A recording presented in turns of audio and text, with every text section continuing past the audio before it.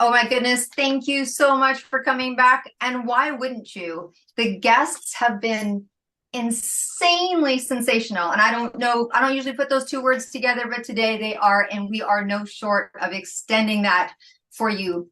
So look, audience, you know I love you, you know I adore you. And you know, it's unfortunate when other people come on the show and they're a podcast host too, because they feel the same way about their audience that I feel about you. And you are the best audience ever because you play, you let us know what you want, you cheer on, you contact our guests.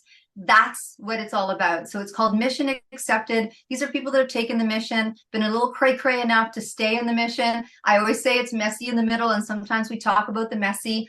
And I know that you know what I'm talking about because you are more than likely an entrepreneur or someone that wants to sit back and laugh at us. Either way, we're here for your enjoyment. But you are going to feel something today. So if you're listening, awesome. If you're watching, even better. If you're driving, we are glad that you're listening. But at the end of today, you are going to feel so cultural. You're going to feel comfortable with yourself. You're going to feel hopeful and grateful. That's how you're going to feel after today's show. Let me introduce you to TJ Sweet. Isn't that a nice name? Like, you must get so many people that go, wow, maybe I'll name my children that because I mean, it just leaves you feeling happy. And I know that's what you do with your audience. So let me introduce my audience to you. We are talking to a very proficient keynote speaker. He is also an author, and graciously, he is the podcast host of Living the Sweet Life. Sounds good. I know that a lot of our audience wants to do exactly that. So let's kick it off and welcome to Mission Accepted. We're so happy that you're here and made some time in your schedule to come share some of your, as you say, wisdom, I call it middle, with us today. Yeah, well, thank you for letting me be here with you and spending this time with you and connecting with you. And the one thing that I've recognized about your audience, because again, I've been paying attention to what you all have been doing and what they've been doing, is they're not just listeners, they're participants in the journey. And that's the extra engagement, that extra effort. So again, kudos to you and the community that your community is building. And super excited to be here today and to talk to you about anywhere that we go. But I have a feeling it's going to be enriching no matter where we go. Absolutely. Well, thank you so much. And again, I love that picture. I told you that last time. And when I saw you on screen today, I'm like, oh my gosh, it's so beautiful. Yeah. We talk about culture. We see the word culture. People Mm. go, build a good culture. I'm part of a company that has a good culture. I want to build a company that has a good culture. And most of the time, I think good humans just want to attract good humans. Good Mm. humans want to be good to good humans. And sometimes that's very difficult to put into an application form. So one of the things that I wanted to ask you, because our audience is very entrepreneurial minded, they're building teams, they're building businesses, they're more than likely outside of themselves, or they're growing in vast areas, so they're farming things out. And even from a hiring a service provider, I know that that creates culture, like your interaction is communication. And I don't want to say what your expert is, so I'd love to ask you, when someone is starting to build or has built or looking to build more people, that's an interesting dynamic, right? When you all have this and you're bringing someone in, what's your not opinion on it? What's your position on that? And how can people make that as seamless as possible? Yeah, no, that's such a great question. Most people don't ask that level of intention and depth on culture, so I'm here for that. But I'll tell you, so I've been unique in I've had a unique leadership experience. I have 23 years of leadership experience across healthcare, across just different industries. And the one thing I'll say about culture, oftentimes it gets rooted as the words that we say and the things that we believe in, which is a starting point. It's part of it. It's part of the recipe. But really, an authentic culture is how your people feel when they're not at work about where they work. And Mm-hmm. then the culture, if you really want to dig in as far as is somebody aligned with our culture, you have to think about how the consumers, no matter who it is, your customers, your clients, whatever, how they feel when they're with you. That is like the best representation of culture, not your mission statement of saying we want to serve all people on the world in the world. That's for you. It's not for them, but it's a matter of how somebody feels when you actually work with them and how somebody feels with you when they're on your team.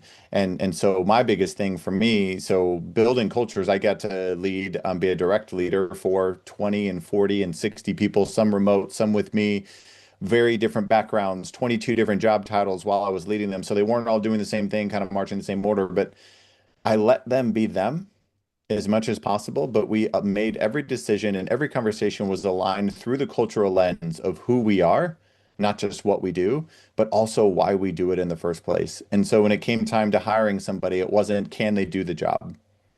It's would they love doing the job to serve the people that we're going to serve? Because the can you do the job, you can typically kind of tease out.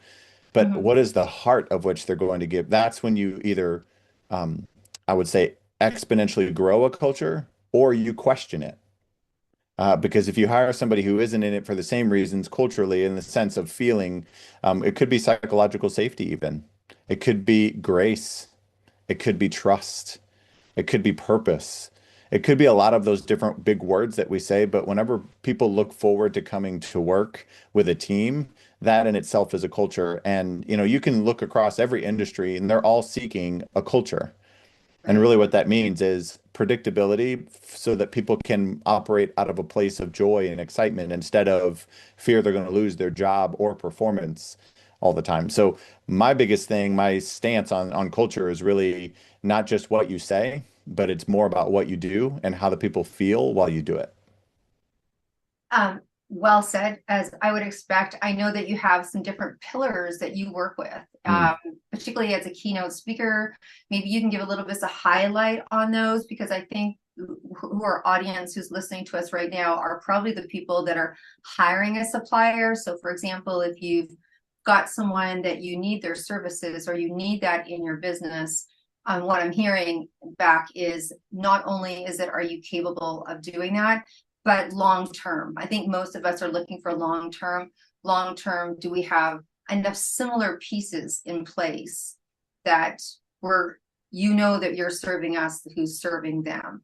That could be a little difficult, right? That's a hard one Mhm. to nail right away. Maybe you can share. I know you've got pillars and I know you've got ideas, but one of the things that really intrigued me about your work is just the Mhm. deep sense of gratitude that you have for all. And then how do you formulate that into what we naturally know as ROIs and the CFO meeting on Tuesday and the marketing team talking to this person and all of those dynamics. Yeah, yeah. One, and when you're looking at hiring somebody, I not that I'm black and white, but I'm pretty close to that. When it comes to, I try to figure out one of two things. Are they somebody running from the job that they just had? Are they running towards mine?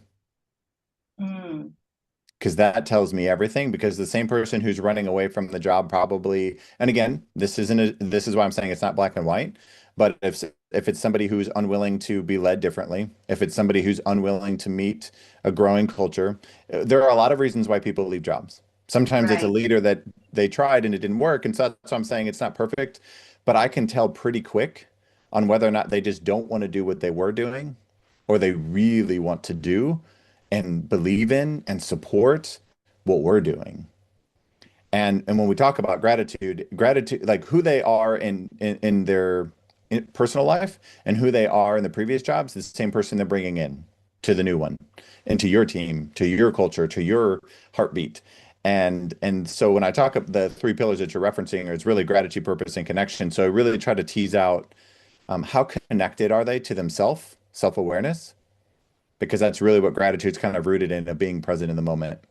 And then whenever I lean in and I ask questions about purpose and I talk about impact and I talk about what brings you joy, what do you do on the tougher days? How do you communicate effectively some of that? But then also the connection piece of how do you create psychological safety for your team, for your peers, for, what do you need from a leader? What kind of communication style? So I really dive a little bit deeper into more of teasing out those three things. And the reason why those three things is it really is the most human conditions that then lead to performance, like you talked about the ROI. And yes, there's things out there talking about happy employees make happy patients or happy customers or all these different things. I wasn't ever really interested. I'm trained in that and certified in that through Gallup and all these different and strength finders but I'm not really interested in happiness. It's engaged employees, engaged team members create Mm, engaged customers. Valued team members create valued seen creates seen, right? Like there's so much more that when you just go through the lens of gratitude, purpose, and connection, it it it automatically, it's like the outcome measure is the ROI, but we stare at the ROI so much that we forget the process and who we need to become along the way to actually achieve it with intention, as opposed to accidentally achieve it because something in the market shifted. And there's so much to be said about customer loyalty more than customer happiness. Happiness is very transactional, it's very performance based, but loyalty is like, I feel like I belong there. And that's really what you try to get going authentically in a culture whenever it comes to building a team like that. Wow. Well, let's go back a little bit and tell people a little Mhm. bit of who you are. So Mhm. I know they have a sense of who you are now, and that's Mhm. fantastic. So what got you into this? What was the draw for you? Not everybody says, "Hey, I'm in the business of building culture. That's what I talk about. You've been very successful in what you do." So maybe give some insight to who you are, so our audience has got some perspective.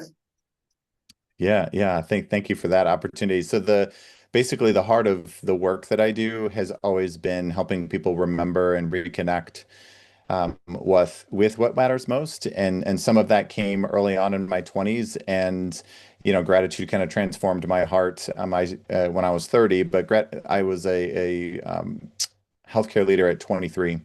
I was the newest person on my team on the Friday, and then Monday I was the leader of the team because I had the degree and I had some of these things. And that my short-sighted vision at the time was, I don't know, I'm just energetic and optimistic, and I love to do this job, and I'll do whatever it takes, and I'll work all the hours I need to, and it was more effort-based. But Mhm. really, what I recognized the most about the teams that I got to work with, and the people I got to lead and the people that I got to serve in healthcare, it was more my heart to f help people fulfill their potential. It was my heart to help them remember that every single thing that they do matters.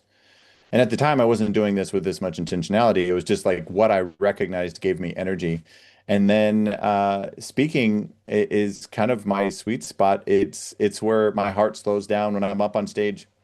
My heart rate slows down. My brain becomes clear. It's more what I'm meant to be doing, and that's like with the books and the podcast and all that stuff, like it's different ways, different hows of doing the same why. Mhm. And so being a healthcare leader for 23 years, leading in different types of environments, trauma centers to rural centers to just different groups, it really taught me about why I'm here and what I love to do. And it really is bringing out the best in people, helping people remember that they matter, but also making them feel seen, valued, heard, and appreciated. And I'm just doing it in every single way that I possibly can now. And it just so happens to be that whenever I'm speaking, there's opportunity in a culture. It's one to many. And but again, the goal is not the sugar high that most people get whenever they hear somebody speak. It's not that. It's about like sharing personal storytelling. It's about recognizing, like you've already referenced the wisdom piece, but it's the wound to wisdom, the pain to purpose. How did I turn the things that easily could have distracted me? How did I turn those things into things that fueled me? And even from gratitude, the most simple one that we talked about, I used to live in the place of scarcity, of which I don't know, sometimes the listeners, whenever you're a business owner and you're an entrepreneur, you're looking at everything like, I don't have enough, I'm not enough, I don't know enough, I don't have enough money, and my team's not big enough, all these things. And some of those things may be true, but I don't live in that space. And that's really through my journey, what gratitude has really taught me is being in alignment with recognizing all that I have, which is enough to pursue everything that I want.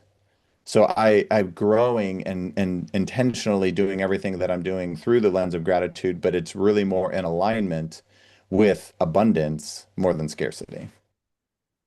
There's a lot in there that I know that our glorious producer Carmel is going to be putting into the show notes, because there's some really great hashtag t-shirt moments that he's talked about Mm, in there. And I love how you talk about really how your message comes across. We have this thing about rock the stage, rock your page, rock the screen, rock your life. So whether you read about it, that we're doing it, or hear about it, or see it, or watch it, or podcast, or whatever, it's really still that same place where you're sharing the most important things that you know, and how it's received or where it's received doesn't really matter.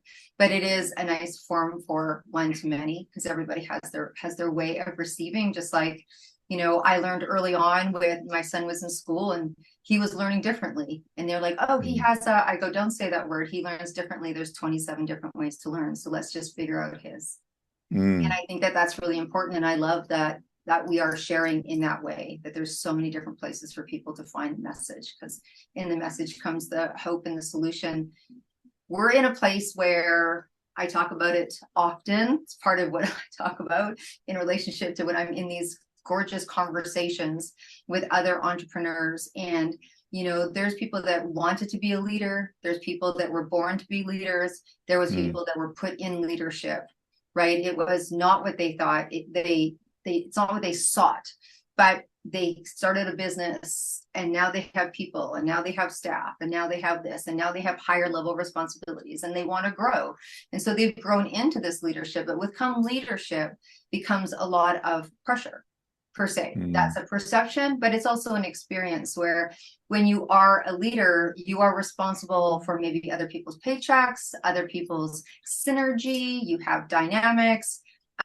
There's a certain expectation that people may think that leaders should come across. So transparency might reduce or vulnerability might reduce, or you'd be sitting with, colleagues and you talk a little different around the lunch table or the speaker forum that you would when you're in a group of people that look up to you to say different things. So there's all these sorts of little different pressures that come along in relationship to I don't know, holding the container of leadership.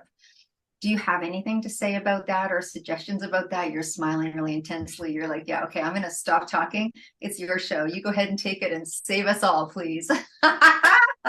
No, honestly, my smile is just alignment with you, and just hearing you say that it brings me joy. It honestly gives me goosebumps too. But yeah, honestly, the way I see pressure is a privilege, and Right. it's that simple in my heart and in my brain. But it then becomes a so what? So what does the privilege mean? And I'm grateful for the chance to be doing something that means something. I'm grateful for the chance to have people rely on me. I'm also the pressure of learning and growing. And oftentimes as leaders, we sometimes other people put it on us too, but we have the pressure of being a finished product. Mm, But as a leader, I'm never going to be a finished product. And I just shared somebody else the other day just said something about being a work in progress. And I just said, what if we shifted that to a masterpiece in progress? And that's the thing that I look for in a team. That's the thing I will always say to every culture, to everyone. A team of learning, a team of growing is more valuable to me. It's more promising to me than a team of knowing. Like a mhm. team that thinks they know everything about anything is a team that's falling behind already because something new's coming out and everybody changes every day. Our consumers change every day. Us as leaders, I had an experience yesterday that changed my heart today. So, and I think as leaders, like if I can give some sort of like oxygen right back into their lungs, it's not about being, it's about becoming the right leader for your team every day.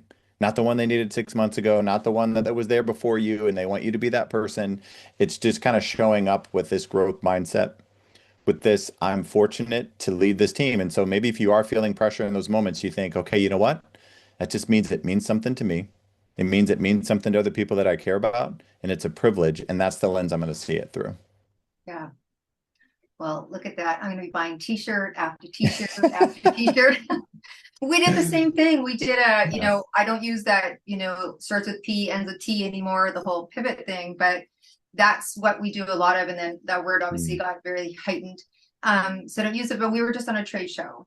You know, we've done 10 trade shows, I think, for Ocean's Business. And it was an epiphany the night before I left. I'm like, we're going to position the art differently.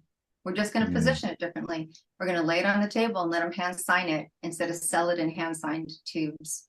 And I Wow. don't know, 10x.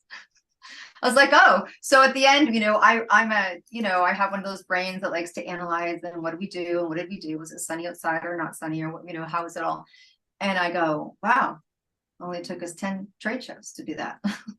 That only Yeah. cost, and it's so interesting. But like you said, that you grow and you change and you learn and you try and you test.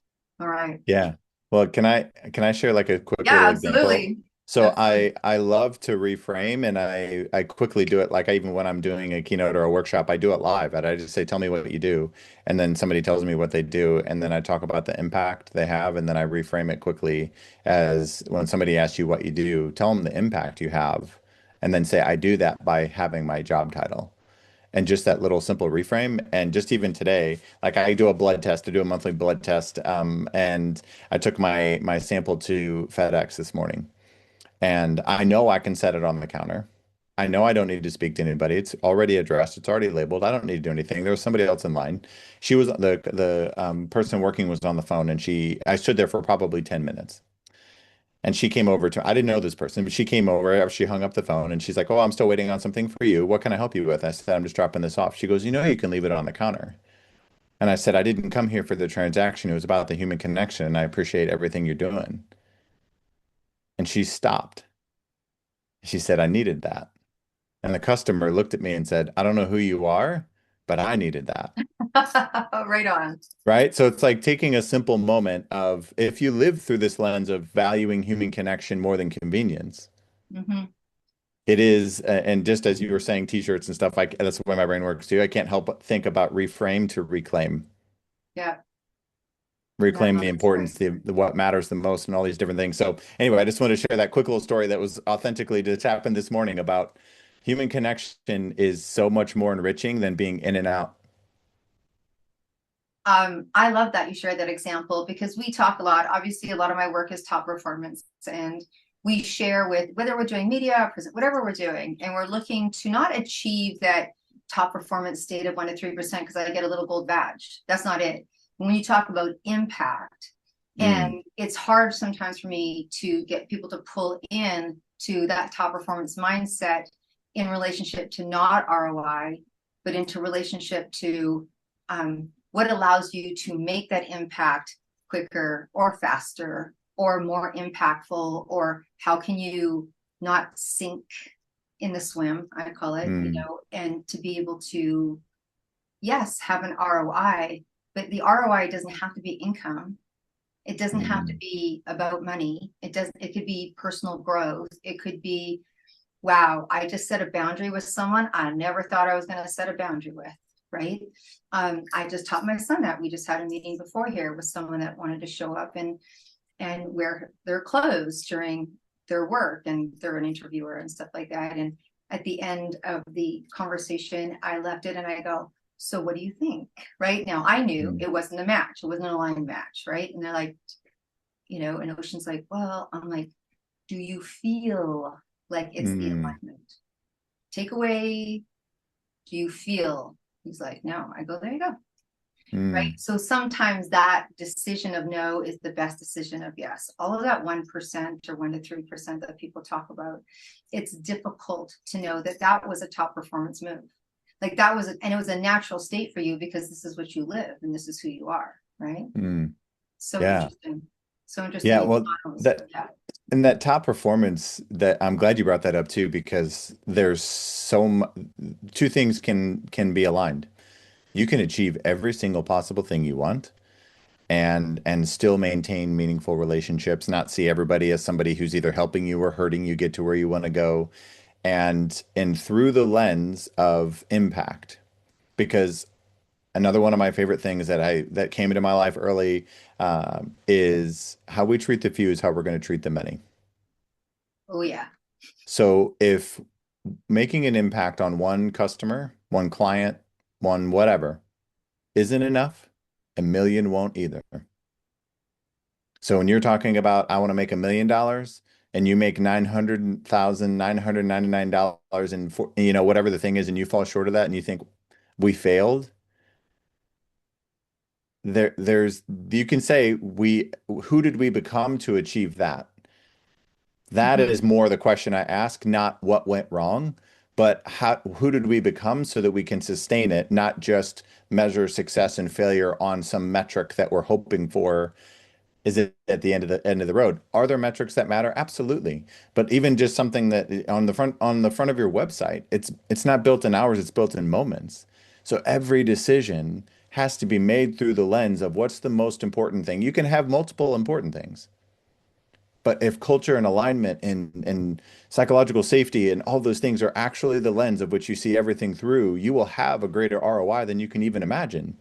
Oftentimes we create ROIs based on past performance, but we're growing and becoming something new. So it's actually that's not even the goal that you all that you could be if you're making it through that same lens like you just did. So I don't know if it's a gift or not a gift, but I have the ability to hear questions, even though they're not in the audience with us right now. What the audience would ask, maybe I'm just so attuned to you, audience. So inevitably, someone's going to say, that's a tall order. When I'm Mm, looking at taking care of the family and taking care of my staff and taking care of this, that where's the middle ground? But as things start to, you see a lot of owners and leaders like keeping their head above the water, mm, economic turns, things happening in different countries.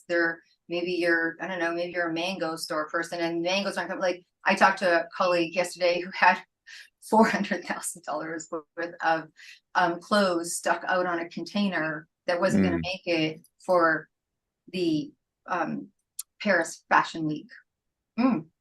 So when you're mm, swimming, right, those are sometimes difficult things to hold on to in relationship because ROI becomes all you see. Or when you're in the stretch, you're like, how am I going to take care of everybody, including myself, emotionally, financially? So it's interesting to just at least adopt the concept that you will get rewarded fiscally from what you put out. And in there, I hear often it's not coming soon enough. Like it's not mm. coming soon enough, right? I think that's a dance. That's very much a dance. Yeah, yeah, and it is, and that's the thing too. Whenever especially with your audience, with who they are, and again, I don't know each of them individual, I don't know all of them, but I'm understanding each of them individually is somebody who wants to do both. Mm-hmm. I don't think there's people who say that you can't. I think it's just a matter of we're not sure how, Yes. because the season of providing for our families and providing for people that we love and achieving our dreams, there's a season of that sometimes we do have to sacrifice things. And people say either you sacrifice for what you want or you sacrifice what you want. And that's the reality of it all too, is I'm not just over here living up in the clouds and, sunshines and rainbows on like just, find love and joy and gratitude in what you do and you'll achieve all the things. Like that's not really, it does sound like that as you just reiterated it back to me, but it's really more about staying grounded, Mm-hmm. staying present. And if you wake up in the morning, so I'm a very kind of habitual person just because it aligns me so that I move with intention. I may move a little slower, but it's going in the direction that I know I want to be going as opposed to moving fast in any direction. And because I've done that, I've done the let's just push as hard as possible, move as fast as possible, work as many hours as possible. But I wasn't really doing a lot of reflection on is it the direction I need to be going? Is it the direction I intended to be going? So going in the wrong direction fast doesn't get you to you know, to the destination that you actually want to be in. Mm-hmm. And so for me, it's very much a what am I doing today that aligns? And even if it's today and say, you know what, I'm in a tough season. Like I have 2 weeks where I'm pushing. That's a very different mindset than this is how I'm going to operate my business from now on. Or I don't know how long I'm going to run my business like this, but I'll do it till it slows down because secret's out, it doesn't slow down. The more you push, the more the push, the more the bar, the more the things, right? There's like more, more, more, more, more.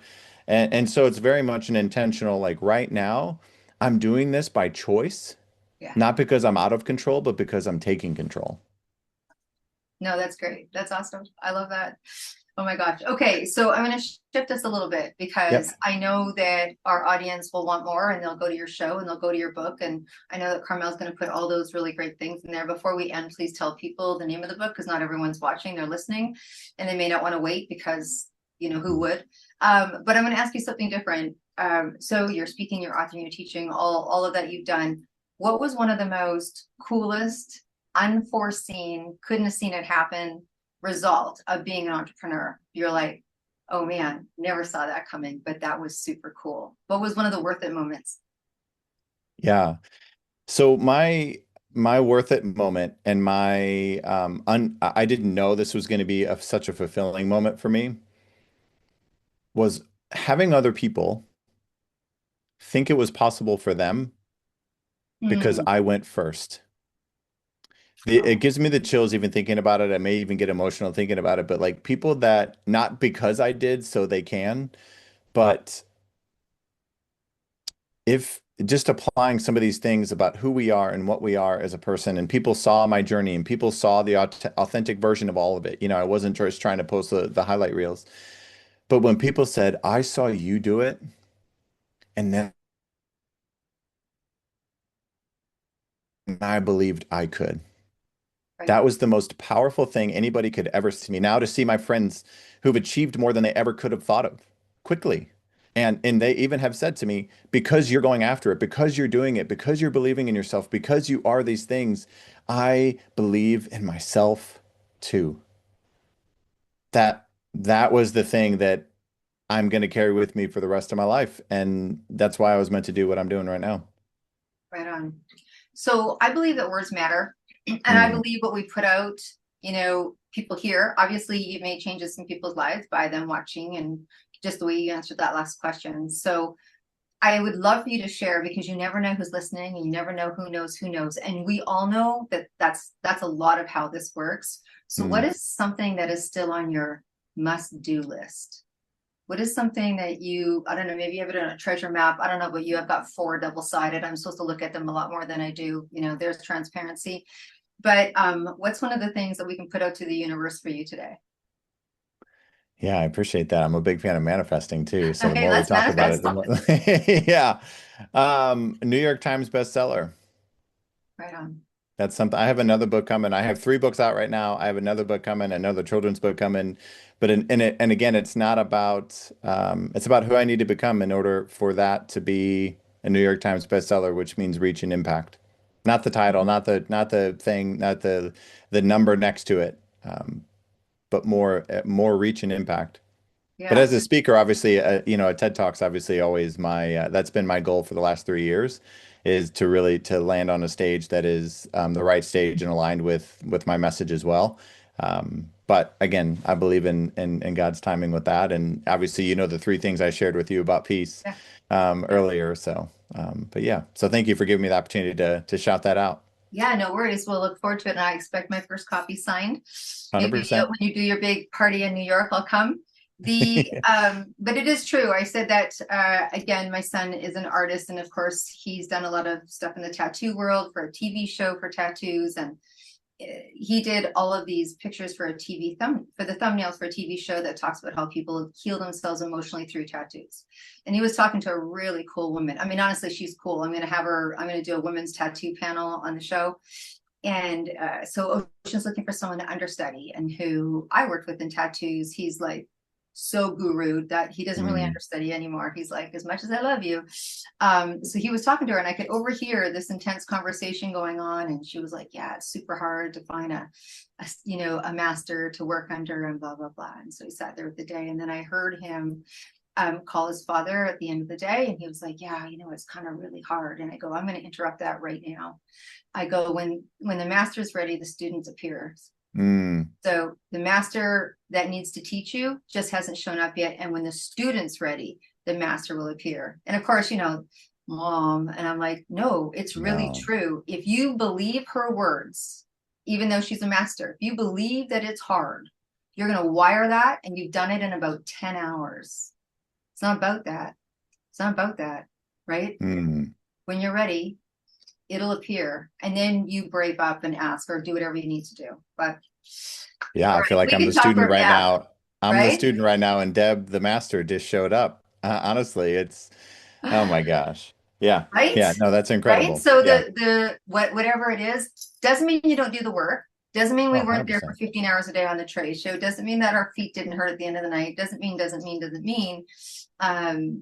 you don't feel the stretch or whatever it is. But there is something to that, as frustrating as that can be. But it was interesting for me to watch and observe the neuronal process of Mm, someone saying it's hard, and then because they knew more, my son adopted her philosophy in minutes, enough to repeat it to someone else as a truth.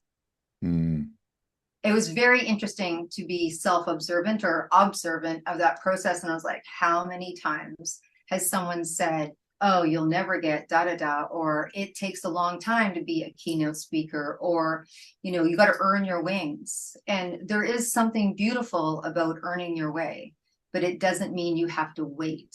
So it was just Mm, very interesting on all the things that we've heard throughout. And I watched it in 10 hours. So I mm. didn't mean to interrupt this conversation because we're all in a hotel room, right?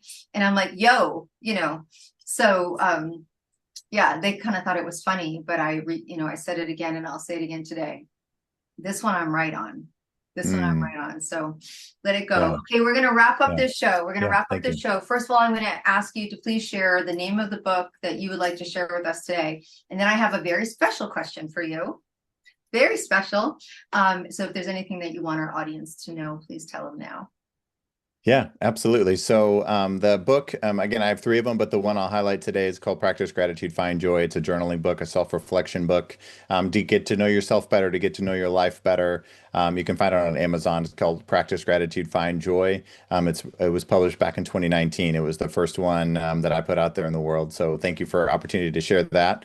And then obviously you can get all that through my website. My website's tjsweet.com. Luckily, it's pretty easy to remember. But the last thing I want to share is the thing I shared with you that I still remember the impact and what you said back to me about finding peace through this journey. And as an entrepreneur and business owner and all these high achievers, there's so much that we're pursuing. And these three phrases captured and changed my heart. So the first one is there's not a single thing meant for you that'll pass you by. The second one is you're being prepared for what's been prepared for you. And the third one is amor fati, which is a Latin phrase, amorfati, which means love of one's fate. And so as you go through your journey, just understanding the bumps, the turns, the yeses, the nos, if you can settle in, I'm being prepared for what's been prepared for me. If it's in my life, it's been meant for me. If I didn't do it, if it didn't work, it wasn't meant for me. And then obviously loving one's fate just means no matter what happens, I'm going to love the life that I get to live while I pursue and create everything that I want. Wow. Ta-da! Ta-da! Okay, I'm going to ask this question still. Yeah. Okay, thank you, thank you, thank you. And I'm sure those are going to be in the show notes, and they're going to be. I say that in my office, which looks really great here. It's Hmm. not messy, but it looks like Brene Brown, Tony Robbins, all of them garage sale. Hmm. So it'll hit my desk. So okay. I'll mail you one. We say in Mission Accepted podcast that playing it safe never made history. I love those comments that you just shared because I believe it gives people access. We give access. We believe in access. Access gives permission because if you can't get in the room, it's kind of hard to keep knocking on that door. And so we encourage people to make history, whatever that looks like to them. Mm. So I love that because it's very pursuant. But if you were going to go onto a desert island, just you and you, we don't know how long it's going to be, but you're going to be there a while. And you had one suitcase because now it's hard to get a suitcase underneath, but you've got one suitcase and you could slide a record in to that suitcase, and we're going to put a record player for you on this private island. It's just you and you. What album would you take? I'm a Why? big Frank Sinatra fan. So I Wow. would take probably Frank's greatest hits because I couldn't just pick one album. So I'd probably just try to take all of his greatest hits. And I actually do have multiple of his albums and CDs and uh, uh, albums that I've purchased as well. So Frank's coming with me. Frank Sinatra. Is there a song that pops to mind? My way. Okay. We love to give the audience something to go listen to, right? So Yeah. go listen to My Way by Frank Sinatra. Thank you so much Yeah. for being here. It's been such a pleasure. I'm going to talk to the audience right now. Look, there's many of you out there that are looking for a place to talk about your passion or your message. We have stages. You know that. If you've been hanging out with us for a while, it's not difficult. It's the same as my name. Just go to debdrummond.com and you're going to drop to most pages, and there's a place that you can put your information and someone's going to get back to you. Absolutely. So if you want to be on the stage, if you want to be on the podcast, if you want to be on the TV, if you want to have a conversation, it's worth doing. So come on onto the show. We're looking forward to hearing about what you have to say, just like TJ Sweet did today. And with that said, I always share and I always will. I want you to be well and I want you to stay groovy. Until next week, we will see you again. Bye for now.